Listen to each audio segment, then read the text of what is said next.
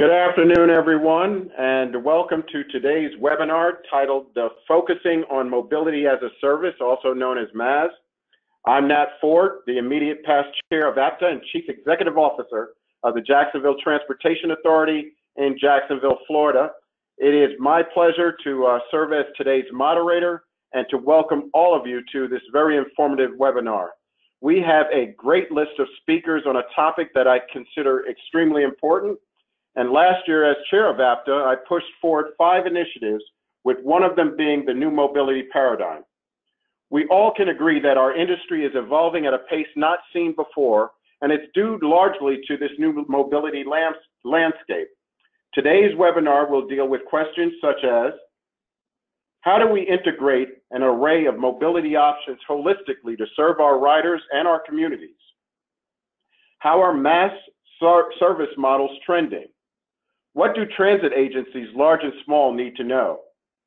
How does the public transit industry keep pace in adapting new technologies and services? And how might challenges be converted into opportunities? And how might one apply MaaS strategies to grow ridership? Today, we will look at how we can better understand and define what mobility as a service means, and what role the industry can play in integrating the many services and choices that our customers have.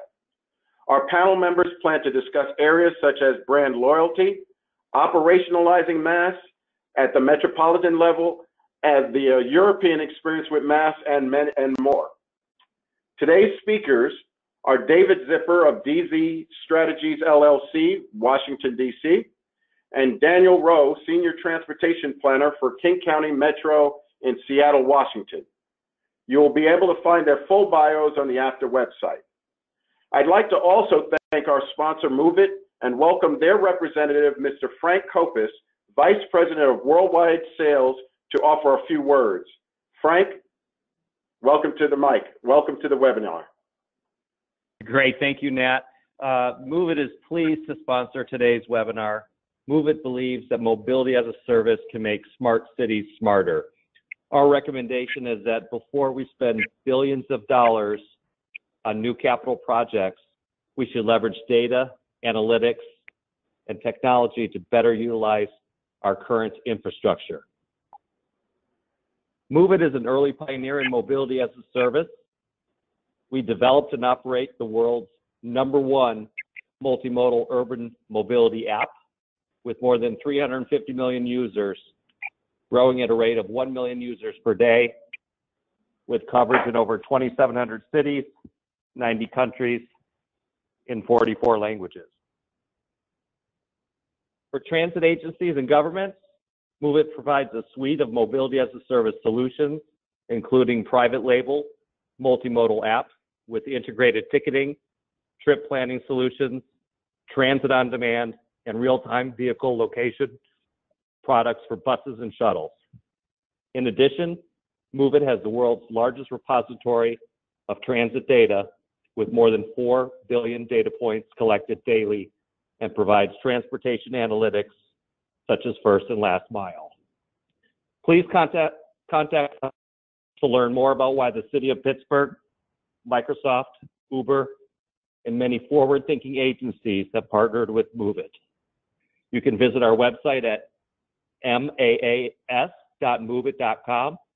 That's maas.moveit.com, or email me directly at frank@moveit.com. Thank you, and now I'll turn it back to Nat. Well, thank you, Frank, and we appreciate your sponsor. The format for today's webinar is simple. Presenters will have about 10 minutes for their remarks, and at the conclusion, I'll ask a question or two. As a note, due to personal reasons, Mr. Tommy Vestiel had to cancel his participation, and so David Zipper has stepped in and will give his own presentation and then give us a look at the European activities. When all presentations are completed, Mr. Kopis will join David and Daniel to continue our conversation. So with that, let me turn it over to, let me start first with how we will handle questions. Immediately after the panelist conversation, we will open the floor for your questions. Please use the question box found on your screen to submit your questions. APTAU staff will read them during the Q&A section for the panelists to answer, and we will try to cover as many of the questions as time permits. Our first presenter is a very good friend of APTAU's and a good friend of mine, David Zipper from DescriptionThis Strategies. Last year, David did a fantastic job as our full-day moderator for APTAU's Mobility Summit. And so, David, the microphone is yours. So thank you very much. It's great to be with everyone here today, and thank you, Nat, for the kind introduction. What I'd like to do right now is sort of walk through a bit of a primer about MaaS, Mobility as a Service, for those who may have heard the term, heard some hype around the term, and unpack it a little bit, because kind of like the term smart cities, I think that MaaS can mean a lot of things to a lot of different people, and you can get very, very different definitions of it, if you even get definitions at all, when you ask people. So I'll be happy to give my own thoughts about how to sort of break down MaaS, and as Nat mentioned, I'll offer some examples of where it's been deployed, including in Europe, where I think the MaaS discussions are a little more advanced than they are here in the United States. So for those who I've not had a chance to meet yet, a little bit about who I am. I am based in Washington, D.C., where I'm a resident fellow at a think tank called the German Marshall Fund. I write about the future of mobility quite often with CityLab, Fast Company, and Slate.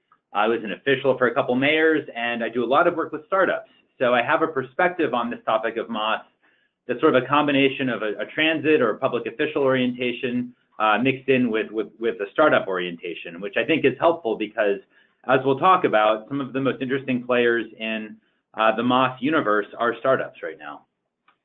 And to begin, I think to understand the context for MaaS, it's important to just remember that the ways that we navigated cities in 1970 or 1980, 1990, 2000 were really the same, right? You had a given number of modes. You could walk, you could drive, you could take transit, you could take a cab.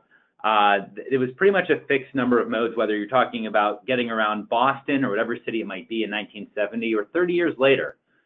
But then something really changed. You have all this flowering of new modes that occurred in the last really 15 years, and it happened because of the rise of big data, the rise of smartphones, and it's led to this whole array of new modes that creates multimodal trips much more, that makes it a lot more feasible than it would have been before. And that really goes to the heart of the MaaS opportunity, because with all these modes, really the common enemy, if you will, is not this particular car, nothing against this car or the family that owns it, but the single occupancy car, the idea of driving through cities. The promise behind MaaS, the way I think of it at least, is that by knitting together all these new modes, car share, bike share, ride hail, scooters, with transit, you can make a collective opportunity or collective mix of modes that will enable or nudge a family to maybe not buy that second car and maybe not feel like they need to travel by driving, but instead could take transit or take a scooter or get where they need to go, perhaps by a combination of transit and another mode. That, I think, is really how I think about the big ideas behind MaaS. And what I'll do now for the next few minutes, in the next few slides, is sort of break down what I think of are the distinctive elements of MaaS. And as I do this, I'm really talking about MaaS in its 100 proof form, like pure MaaS. And I don't actually think we're anywhere near deploying this anywhere in the world, but I think it's important to understand what the ideal MaaS solution would include. So with that, I'll dive in. And the first one is actually the component of MaaS that we really are the closest to having right now. In fact, we do have this. This is multimodal trip planning. The idea of going onto one website, one app, and be able to plan your trip, whether you're taking transit or ride hail or bike share or a combination thereof. And this is important. You can now go on Google Maps and lots of other apps as well and be able to recognize that to get from this place to that place in a city, I could get there by taking bike share for part of the first mile, to use a common term, then take transit for most of the trip, and then walk a little bit further. We're pretty good now in the US and in most of the Western world at having one-stop multimodal trip planning. And this is a relatively new development of the last 8 years, and it's a critical component of MaaS because it enables the next step, which is a lot harder. And that's multimodal ticketing.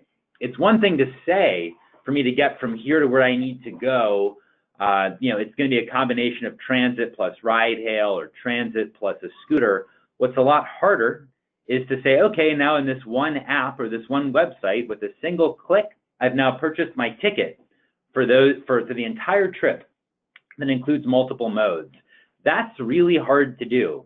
And we're now starting to see the opportunities to do that, but it is just beginning now. In fact, it's even unusual that you can go on one app at the moment and do something that's even a little easier, which is to say, all right, I could use this single app to purchase a transit ticket or a bike share ride or a car share trip, right? You're starting to see some movements toward that, but even that is relatively rare in North America at the moment.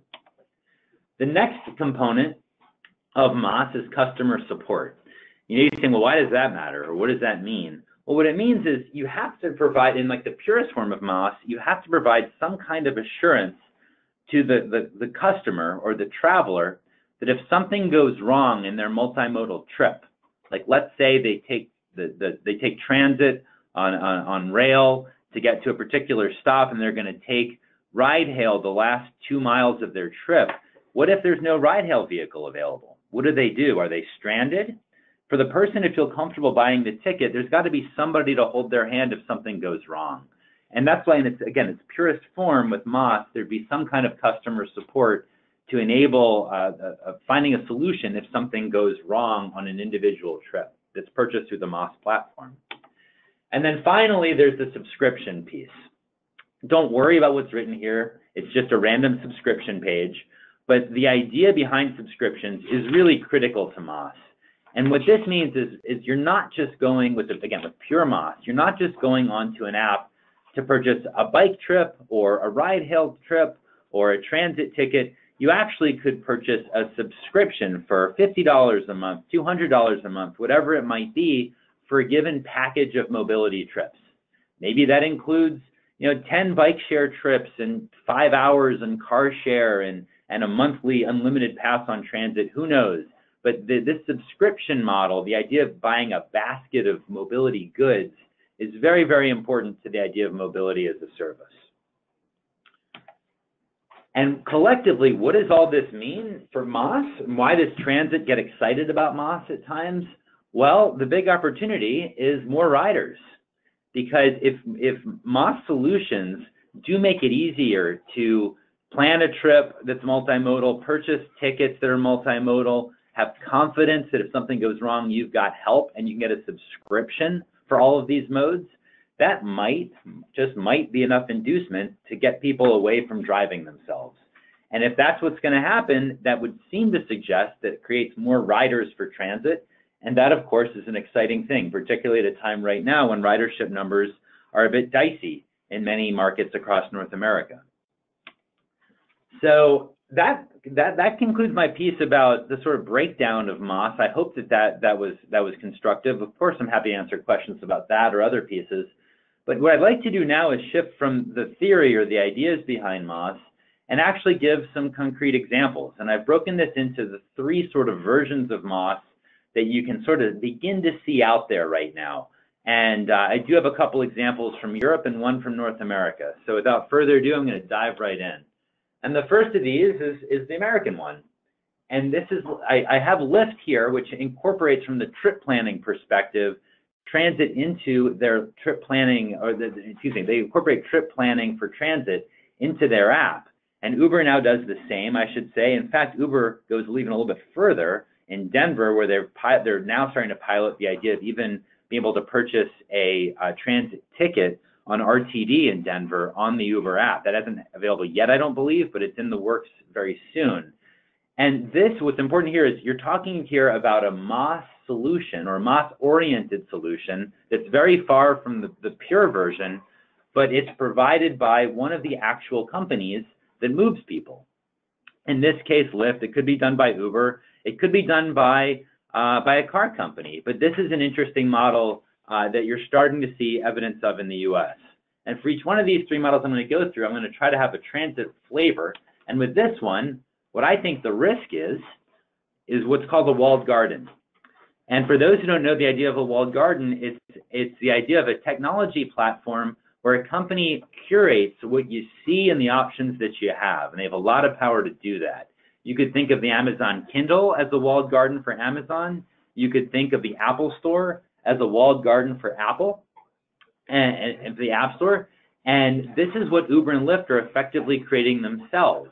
So the risk for transit is, does that mean that transit is going to be shown clearly at the top of the list of options on an Uber or Lyft app? Or is it going to be shown further down? Is it going to be de-emphasized? It's unclear how this is going to evolve. And if I were a transit official, I would be very cognizant of that. So the second option I want to focus on is a third-party company providing the Maas platform. This is something that is probably the most famous example of it is based in Helsinki, a company called MaaS Global. The app itself is called WIM. You can also see that some versions of this here in the US with Transit app, which is going to be well known in some of your markets. But the idea here is that MaaS Global or Transit app, they're not actually moving anybody.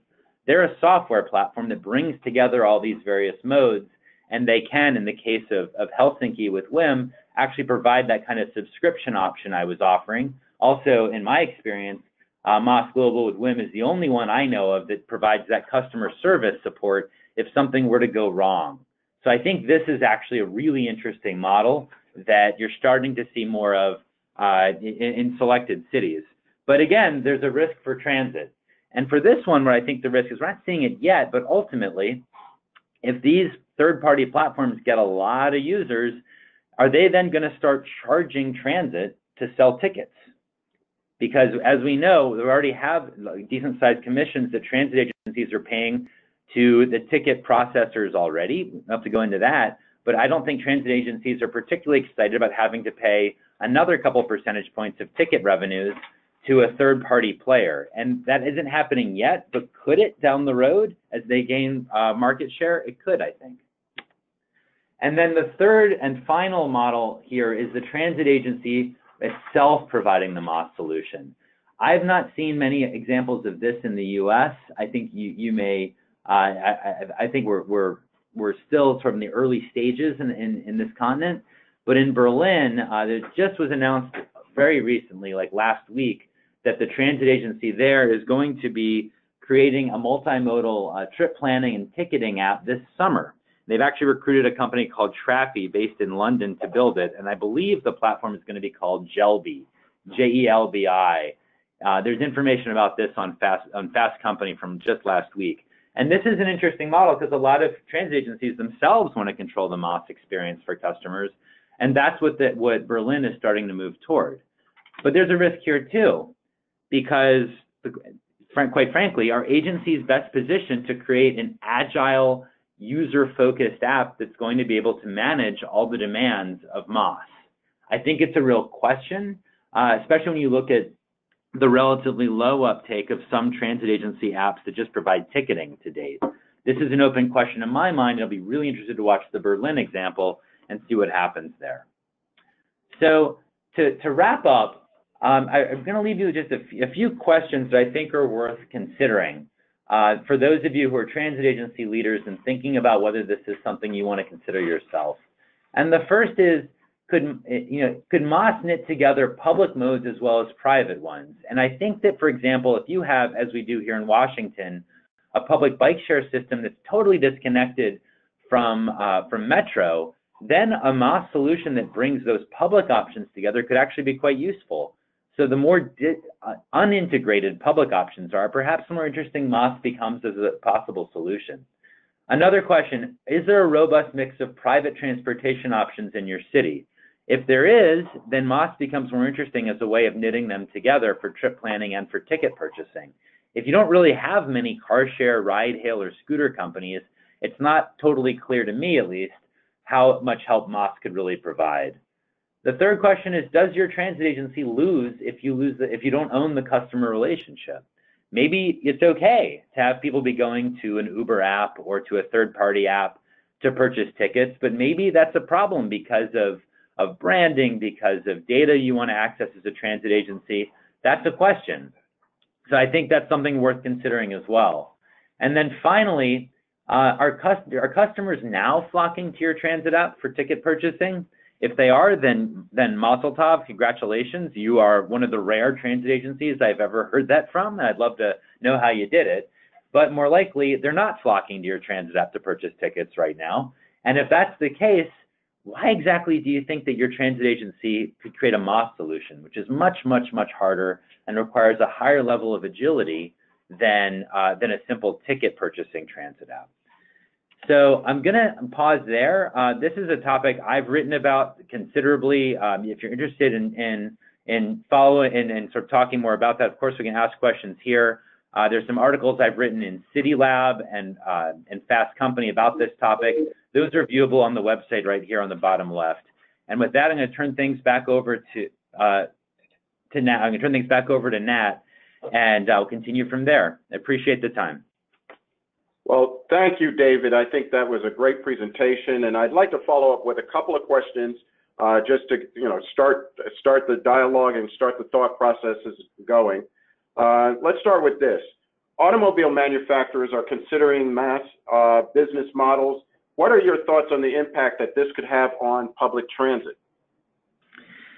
Yeah, I mean, it's interesting. It's a good question. It's a hard question because it's true. There was an article just in Slate a couple days ago with a title very provocatively, something along the lines of, "Why is every car company trying to make it easy for you not to buy a car?"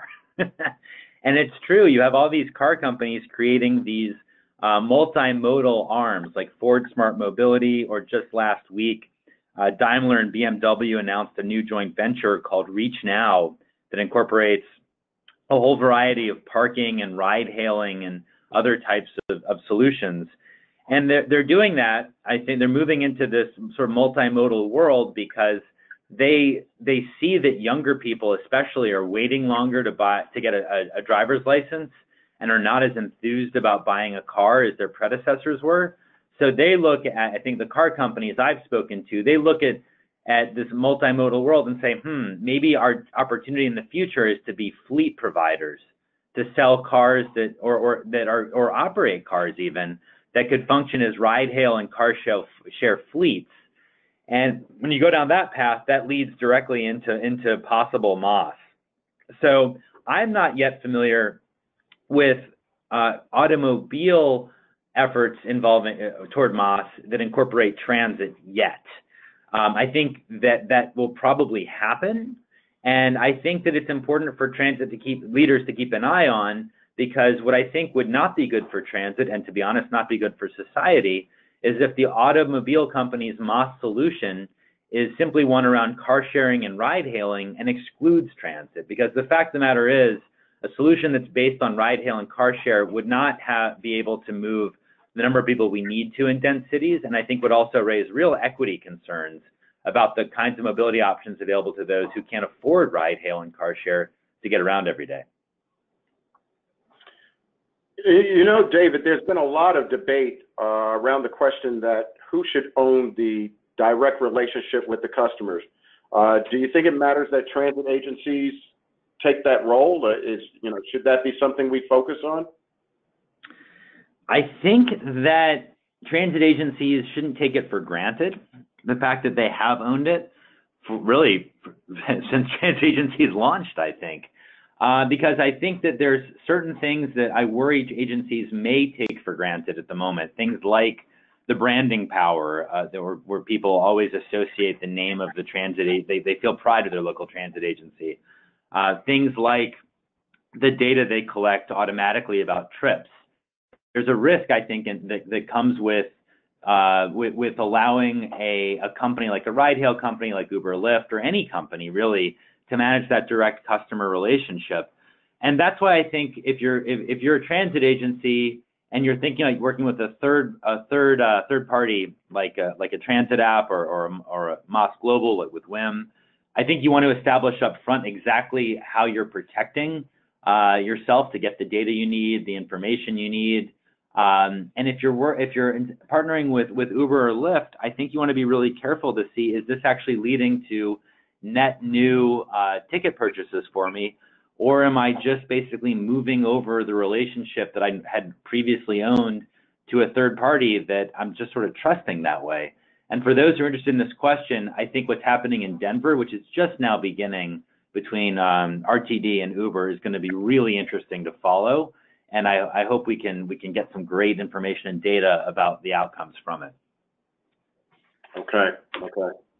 Well, look, David, thank you for participating. Next, we'll have Daniel Rowe he's a senior transportation planner with King County Metro in Seattle, Washington, and I think they should be very proud of the work that they're doing in King County.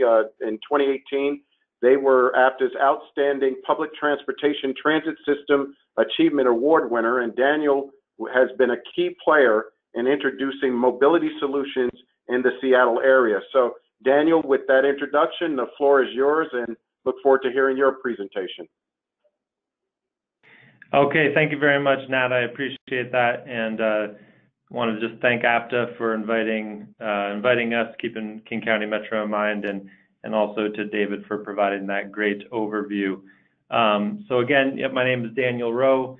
I lead our Connecting to Transit program here at King County Metro. That program is charged with delivering safe and convenient access to transit.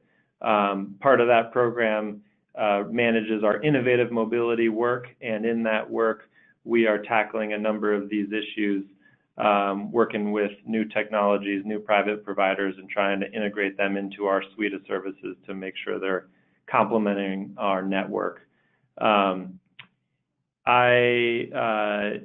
I guess just as an overview, if we want to hit to the next slide, as an overview, I'll give you a spoiler alert. I think David mentioned this, where we're at here in North America. We at King County Metro do not have the one single app to rule them all. That is not what I'm going to talk to you about today. Instead, what I'm going to talk to you about today is how King County Metro has really embraced a vision to become a mobility provider. I want to talk about, why we're doing this, how we're approaching this transition, and how the work in our innovative mobility program is setting the groundwork to help us realize a mobility as a service future, because we do embrace that future. We're excited about that future. We see, integration, flexibility, efficiency, all being components of this MaaS future that really helps us deliver better mobility for people in King County. So next slide, please. So before I get into the specifics of our approach, I want to provide some further context about our mobility vision and how we see our role in public transportation. As you can see here, our general manager has been very clear on this topic, and I think really hits home at an important point to consider as the public mobility agency. And that point is that we see mobility as a human right. Individuals and communities, they can't reach their full human potential without it. So it's our job to connect people to opportunities and give them a chance to thrive. And I think this is something at Metro that we talk about often, and then it's a clear reminder to us about how we should be approaching these types of new innovative partnerships, really keeping this goal in mind. As our industry works towards this goal of providing a mobility as a service, we feel that we need to keep in mind that these services need to be sustainable, healthy, and equitable. And to bring this point home, what I want to do next is show you a short video that we put together that I think that illustrates this transition to becoming a mobility agency. And I just have to say, as we tested the video, we did experience a few times a little bit of hiccups and some delays. So if that happens, I apologize. but I hope that we can get through it. Just a short video here, and with that, let's let it roll.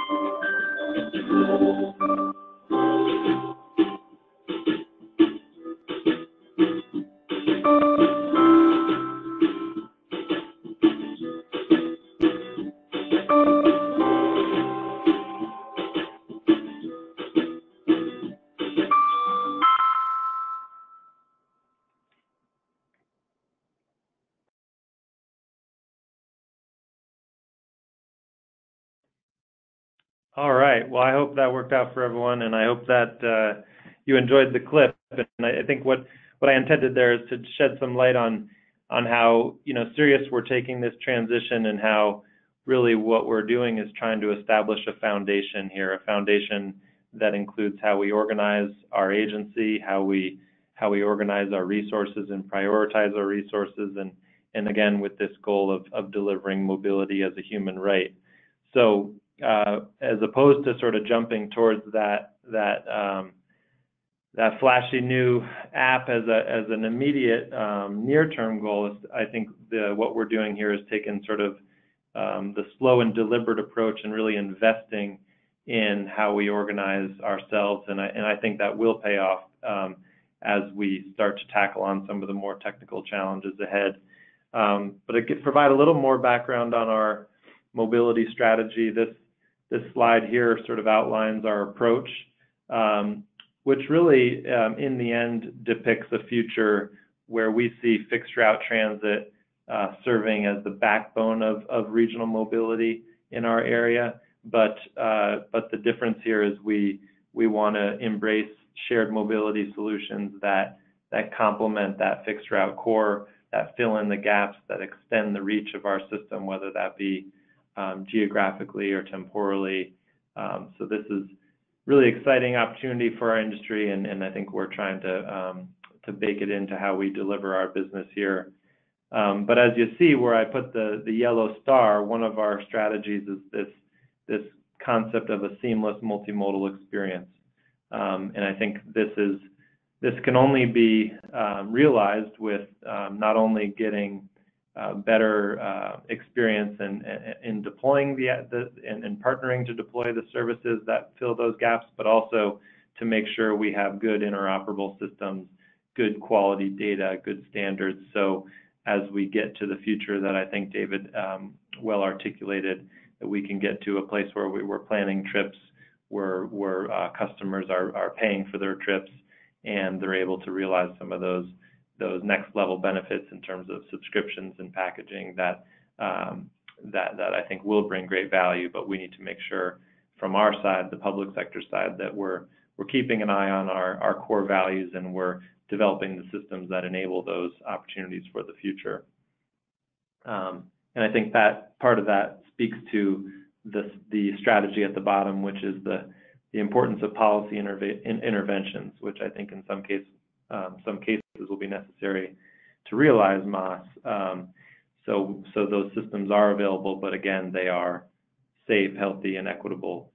So let's move on to the next slide.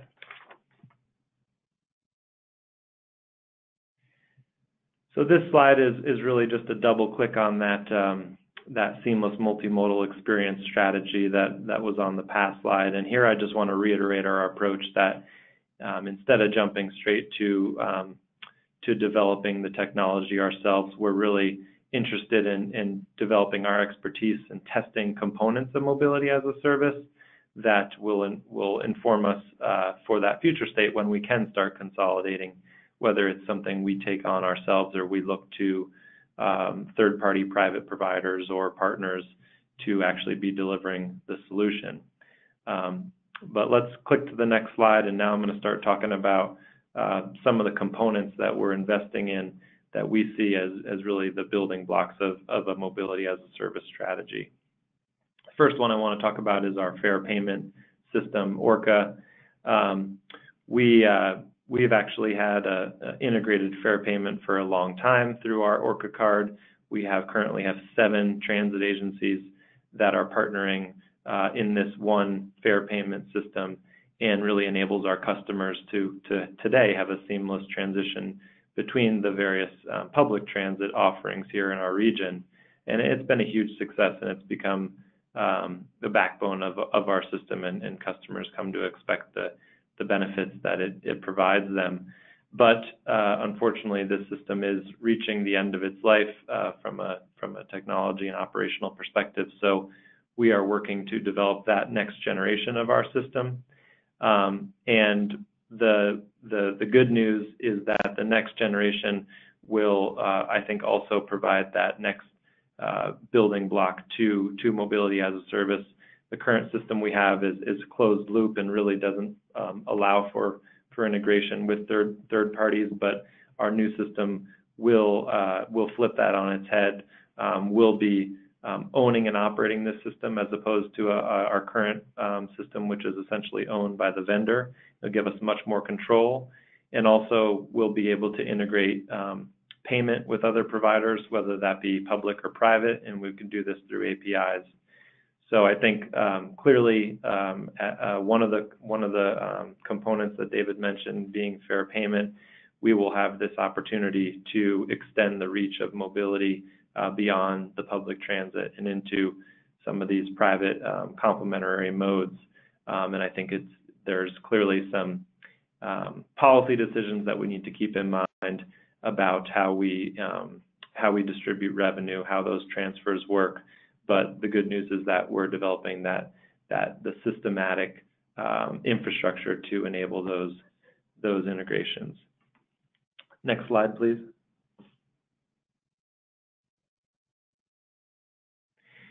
So another component of mobility at Metro here, and I guess mobility as a service, is really providing the services that help extend the reach of transit. This has been a big focus of our mobility, innovative mobility program, and it's been developing first last mile connections throughout our system, especially in areas where our fixed route network cannot serve all the people that want to access our system. So this is, we've had a couple service launches over the past 6 months, and we have another one coming in April. So we have a Ride To program that basically provides an app that allows people to hail rides, hail shared rides, and these services are deployed flexibly on demand and all serve large transit hubs where customers can connect and continue their journey to a variety of destinations in King County. So this is really exciting for us, and we're excited to keep these tests going and to continue to work with a variety of different technology platforms and different private providers But really, this provides, I think, another stepping stone to our mobility as a service vision, and it does so because we're testing and really providing sort of a full origin to destination mobility solution compared to our past, which is where we just focused on that core transit network. So what we've realized is that we have a large, diverse county, and there's a lot of places where we just cannot efficiently serve on the fixed route network. So we look to developing and testing solutions like this to really extend the reach and to get people to where they want to go, especially if we can do so without some of the perhaps costly capital solutions that we've used in the past, like investing in park and rides. Another approach we've taken on these pilots is what we've done is we've actually implemented our Orca readers in these vehicles, even though they are privately operated. So what that does is it gives customers the ability to pay a single fare when transferring from this first last mile service to our fixed route services. So clearly one of those components to mobility as a service, giving that integrated experience and not having to use a separate payment mechanism or having to pay twice. But we recognize we have a long ways to go. For example, we haven't been able to integrate these services into trip planners yet, and we haven't been able to integrate some of the fare payment in-app with some of the third-party apps. We have been able to bring our Orca system to the vehicle, but haven't been able to do it in-app yet. So we have a lot of work to do, a lot of steps to take to improve this, but again, it's from the service side, we see a clear role for that full mobility solution. Let's go to the next slide, please.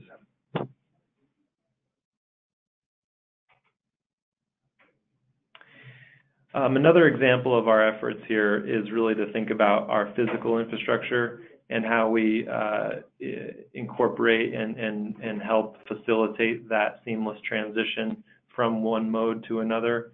So we've really taken this mobility hub concept to heart and are starting to reevaluate all of our transit properties, all of our assets, that many of which were designed and built with a single purpose in mind, that single purpose being to store privately owned vehicles through park and ride access.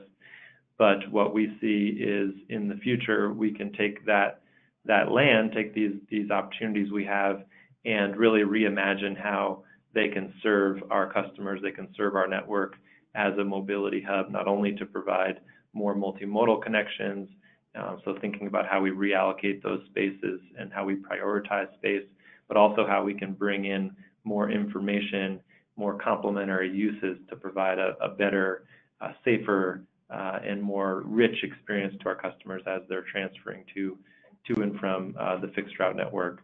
One small example of that here shown on the screen is how we've been able to set aside dedicated space for free-floating car share companies. In particular, we have Car2Go and Reach Now operating at one of our park and rides in North Seattle. So we've been able to set that space aside. We've been able to do this through pretty quick and efficient partnerships with the companies, basically looking to share information and to communicate on the same page, but we really weren't wanting much more than that. Instead, what we wanted to do is test whether or not we can provide a new type of access mode to a park and ride, and whether perhaps we could get some more performance out of this space dedicated for transit access. And we launched this about a year ago, and what we're seeing is that they're actually supporting about 13 trips per day with an average parking duration of about 4.5 hours, which is about half of the duration of a typical private park and ride experience. So we're seeing some promising results here. One barrier we have in terms of expanding this is a lot of the private shared mobility services are really only offered in our core jurisdiction here in the urban area in Seattle. So we're hoping and working with these companies to get them to expand out into some of our suburban jurisdictions where we have more land and more opportunity to be providing mobility, these mobility opportunities. So one of the things that we're seeing is that these trips are being taken mainly in the evenings. The peak use of the stalls is actually between 4 and 9 p.m., which I think hints at another building block of mobility as a service. People seem to be using them to get services after their work errands are done. So one of the things we can think of in the future is whether or not Metro and car share providers may offer a bundle of packages like monthly passes that can further facilitate getting people out of their cars and also serving sort of multiple needs at these facilities as opposed to just the standalone transit connection. Next slide, please.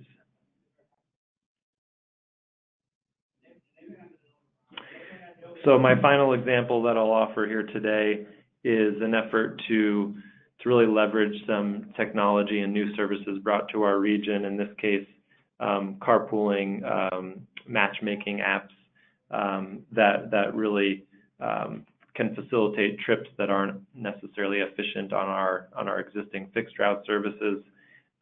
In this case, we partnered with Scoop and Waze Carpool to help really amplify and build the market for these carpool formations, and especially in areas where we don't have the fixed route services to support high ridership.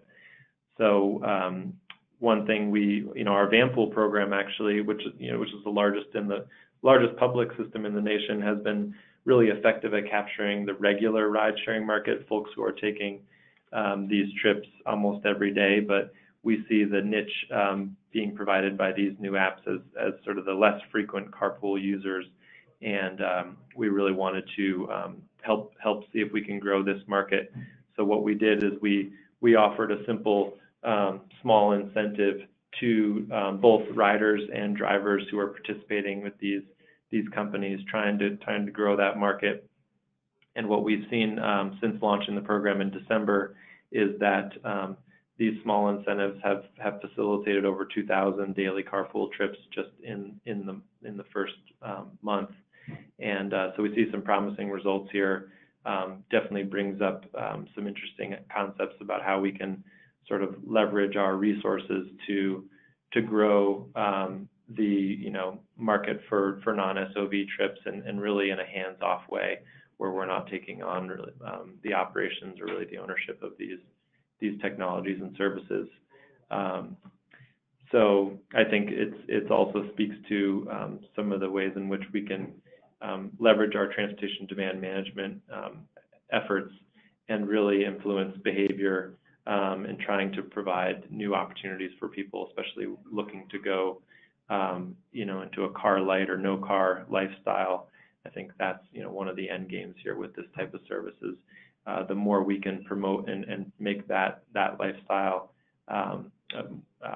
easier, then we know the more those folks are going to be riding transit, using our service as their core, and perhaps using some of these services as the occasional option to fill in a gap or to provide a different trip that may not be served on the fixed route network. So let's go to the next step, please. Or next slide, please. And that's all I have for you today. I hope that was helpful. I want to thank you all for listening. I think my presentation, I was hoping, can really shed a light on how we at King County Metro are organizing ourselves around this goal of providing mobility, managing mobility, providing mobility as a human right. We see, again, this investment is really important as we are totally bought in and embrace this mobility as a service future, but we want to make sure we are doing it right. We're coming in with the right core set of values intact, and as we look to get into more of the integrated trip planning integrated ticketing and customer support, as David mentioned, we want to make sure that our public values and our public interest is upheld. So with that, I'll hand it back to our moderators and take questions.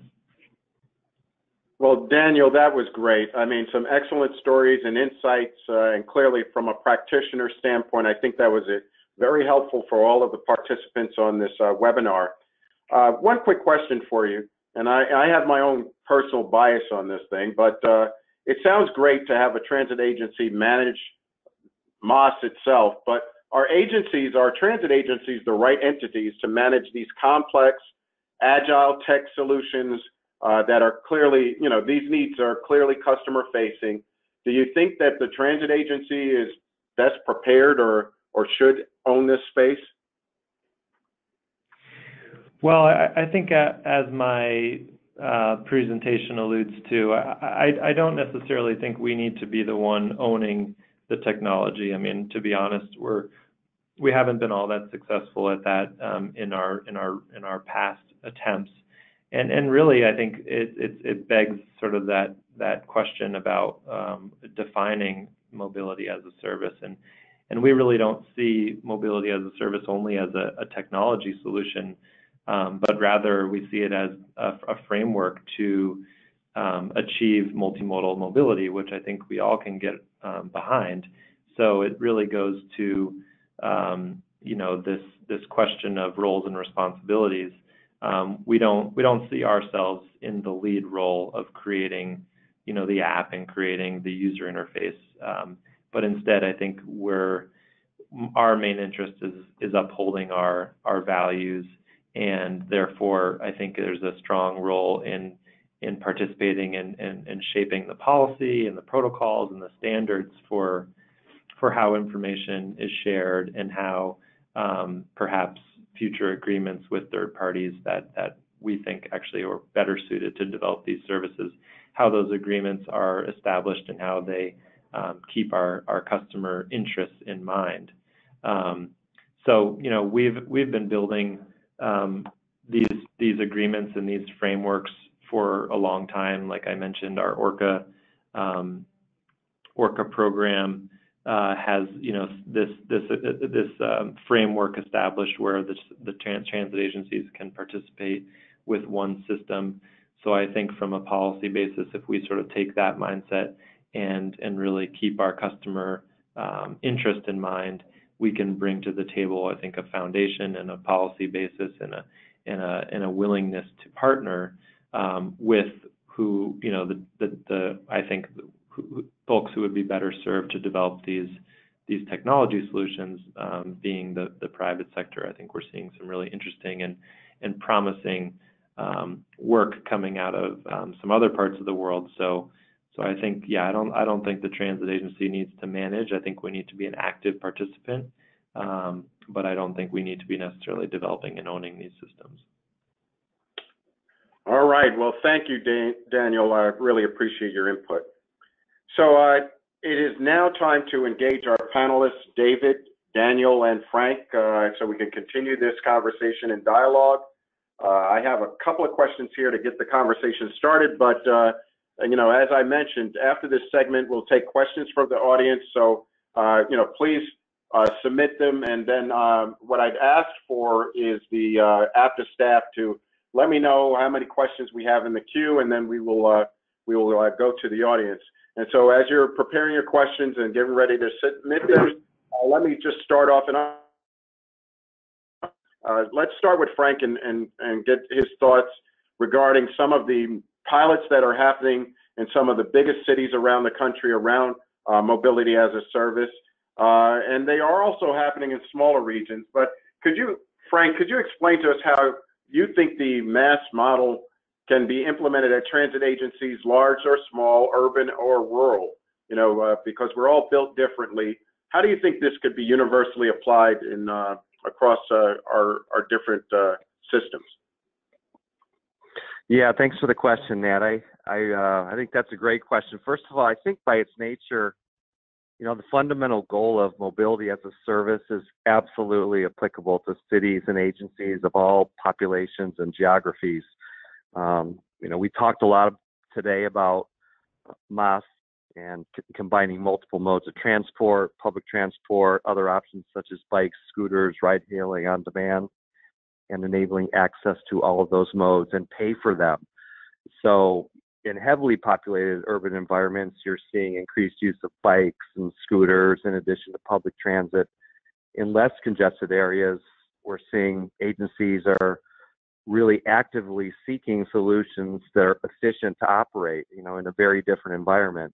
You know, for example, MOVEit's providing on-demand transport solutions that enable dynamic routing based on actual demand, you know, which is a great way for an agency in a more rural area to provide transport services efficiently. And also we're seeing a lot of this dynamic where connecting rural areas to urban areas is another area where you're dealing with two different types of populations, and so yeah, mobility as a service is really, we think, applicable to both urban and rural. And I think one of the keys, which was discussed today, is to find a way to aggregate all of these services. So if you can present fixed route, on-demand, bikes, ride-hailing into one app, such as what MOVEit does, it provides a nice range of options to provide choice to the individual. All right. Well, thank you, Frank. Well, it's my understanding we do have some questions from the audience. So why don't we start with the questions from the audience? What just happened?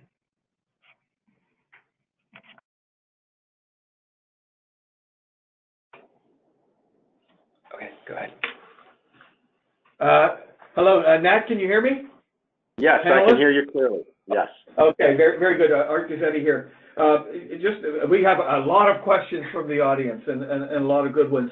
And the first one I'll throw out there, and I've consolidated a lot of them, but we've had some questions coming in about unbanked. You know, how can these mobility as a service programs work for the unbanked? And taking it further, how about subsidized trips, such as through Medicaid, non-emergency medical transportation, Americans with Disabilities Act? How can the MaaS programs apply to all of those? Why don't we, since we just heard from Frank, Frank, I'd like to turn that question over to you. So, and then for our other speakers, I'll just let you chime in afterwards. But Frank, why don't you kick us off on an answer with that?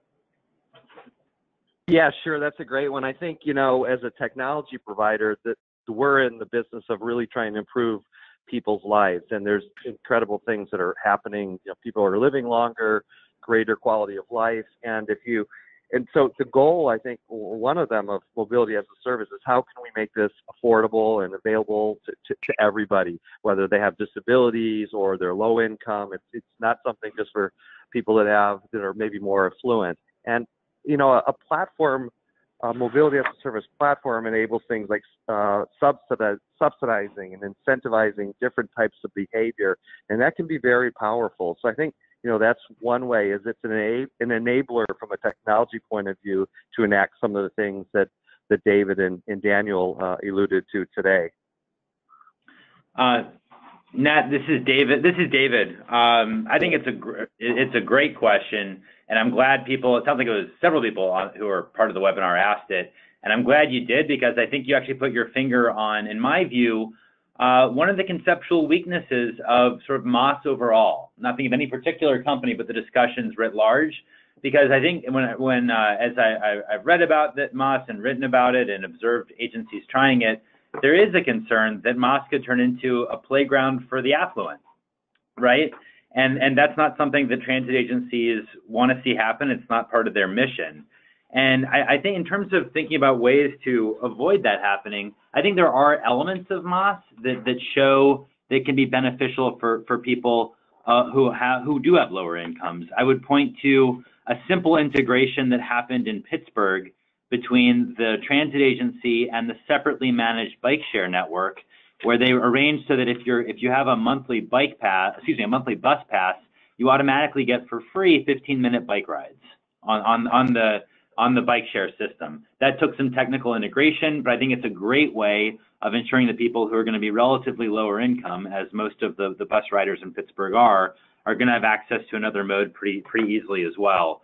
And the other point I would raise too is as people think about the vision of MaaS, a lot of the modes that are likely to get plugged into MaaS are these pay-as-you-go micro-mobility modes like dockless scooters and dockless bikes, which have been shown to be used more often by those of lower incomes because the pay-as-you-go model is better aligned for their for lower income residents budgeting for products and services than the model of a docked bike share system that many cities have these days, where you pay a fixed amount, $7,500 or more for the year, and then you have free rides for up to 15-30 minutes.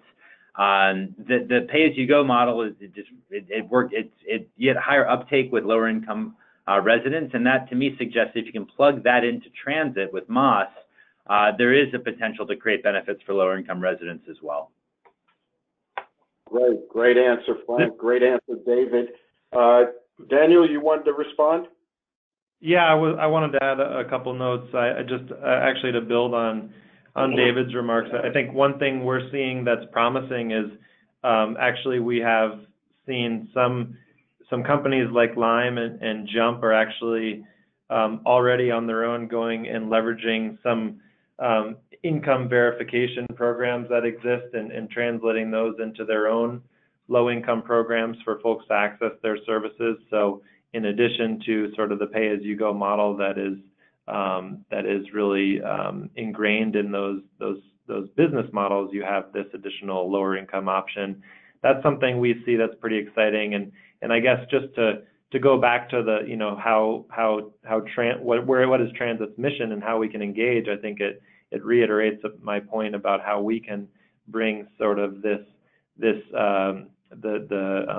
needs of some of our populations to these projects and to these partnerships. And this is something we've been doing across many of our innovative mobility partnerships. So not only are we integrating our low-income fare program and low-income fare structure into the fares of these first last mile services, but also I think it's really important to be considering transcreation, and as you're communicating how these things work and what they can do, making sure that you're aware of the service area that is provided and sort of who is being served, making sure you're offering options to participate or to access service without a smartphone or without a data plan. And then I think the payment for the unbanked is also super critical. So these are requirements that as a public agency we can bring or we can require, honestly, as we're going out and developing some of these services. But as we get to a place further down the road where we're consolidating, and perhaps there's places where we are giving up some control or not taking a lead role, I think there's a clear policy discussion that needs to happen about what is the balance of a private sector interest if they're going to be looking for a profit versus some of the fundamentals that we can keep intact to make sure our equity and other goals are met. Thank you. Okay, we have less than 15 minutes to go, Art, so we're going to try and rapid fire this, and I would just remind our actual speakers of our very limited time that we have left. So let's get to a few more questions. A question again, sort of a merger of some of the inputs we're getting. Within the MaaS framework, can there be policies that could be used to encourage the transit option? Things like pricing, marketing, strategic subsidies to encourage multimodal transit at suburban locations, things like that. All right, so let's turn that over to David. David, what are your thoughts on that? I think it's a tough question because there's a limited number of models that I've seen thus far where there's an opportunity to do that. The models that I've looked at the most closely are often in Europe, where there's not a lot of protection for the transit agency in terms of how they're portrayed along with other modes. And I think that's led to, at least in Europe, some foot dragging on the part of some of the transit agencies there to join some of the Maas platforms. I do think that if it's going to be a voluntary participation in a Maas platform, an agency should specify before entering into any contract how transit's going to be portrayed. Is it going to always be first and at the top, or is it going to be up to the provider where it goes? To me, that sort of stuff is negotiable, and transit, frankly, should take a relatively tough line. Perhaps other panelists have a view on this one as well. Frank, what are your thoughts, Frank?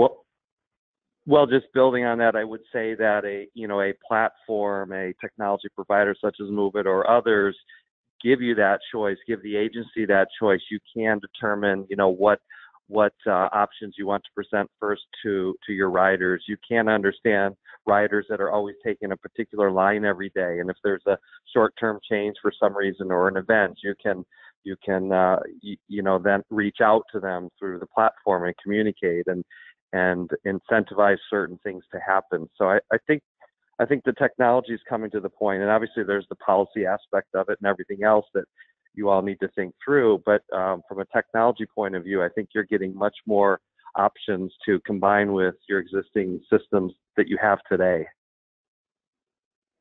Daniel, any thoughts on that, on the question? Yeah, real quick. I mean, I guess I just don't see really any reason why we can't be participating and be bringing those requirements to the table. I think one interesting point I wanted to mention, going back to one of David's examples where you have Uber and Lyft, bringing essentially a version of a Maas platform to our to North America here. And I think this question that we're watching closely is, how is transit really going to be portrayed? And one thing we're cautioning is, we know that Uber has a rewards program that they released, and they basically provide more rewards for you taking an Uber X, basically an SOV trip versus a shared ride. So those rewards, I think, reflect the Uber's priorities. I think they're making more money on their, I would imagine they're making more money on their Uber X rides. So I think it just really begs the question of how, in a pure private model, how is transit going to be portrayed? And if we are at the table, then I think I would hope we'd be able to entertain a variety of different TDM measures and TDM type thinking to the trip offerings that customers see, with at the same time really providing that balance and actual honest information. Okay, Art, let's go to the next question. Yeah, a lot of questions. How do we keep it how do we avoid TMI? We want to make decision making simple. Can it be complicated through all of this information? And another, similar related question: how can we overcome the simplicity of a single seat ride versus the, having someone presented with an option? Here's a multimodal trip, but it's going to require a transfer. So how do all those questions get sorted out? Okay. I'll just start on that. If Nat, this is Frank. I was going to say, you can present, you can understand who the users are, at a certainly while respecting privacy concerns, but you can give them options. I want to take the fastest route. I want to take the route that has the least transfers. My preference is to take the greenest route, or whatever it is. You can give them those options. And I agree with the question. We need to keep it simple. The ability for the users to choose the mode or modes they want to get from point A to point B has to be, very straightforward and an easy user interface and all that stuff. But give them the choice, allow them to narrow down on their options. And we can also be intelligent in terms of where they usually go and presenting other options and pulling in some of these things like incentives or other things that were discussed earlier on the call. Yeah. And this is David. I think that's right. And I would just add, you want to offer simplicity to the customer, but there's a lot of hard work that goes behind the scenes to create that, and to also build in the flexibility so that when new modes arrive, they can be plugged in. And to me, that gets to the question of whether transit agencies are equipped to be able to create that kind of a smooth, agile, customer-facing app. It is rare in my experience to see a North American transit agency successfully deliver on that, although many have tried. Right. Okay, I'm going to get ready to move on to the next question. Just as my 2 cents on that matter, I think obviously the challenge is the transit agency is probably best equipped in terms of coordination and making sure, according, in line with Daniel's perspective, to ensure that there's equity and accessibility by all elements of our community. And what the tech world does well and what the private sector does well in terms of developing those apps, we have a role in making sure that input is there and that we're a facilitator. But by no means, I don't think any of us are really ready to start developing apps.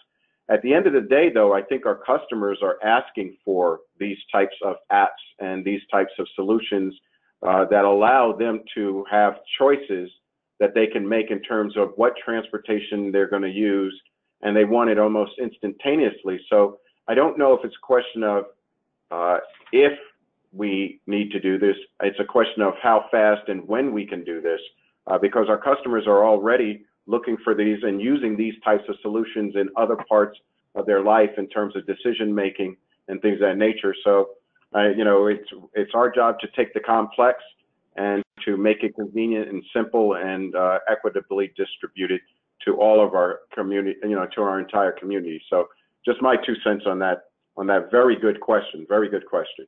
Art, what's the next question we have? Yeah, I'm going to merge a few things together here and touch on the concept of a culture, cultivating a culture that embraces shared mobility in this mass, world.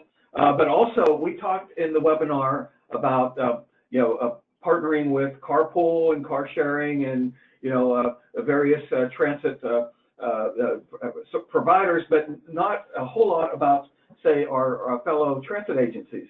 So how can regional transit systems be part of this MaaS framework, and how can employers, big employers in the region, perhaps be integrated into the MaaS network also? Why don't we start with Daniel?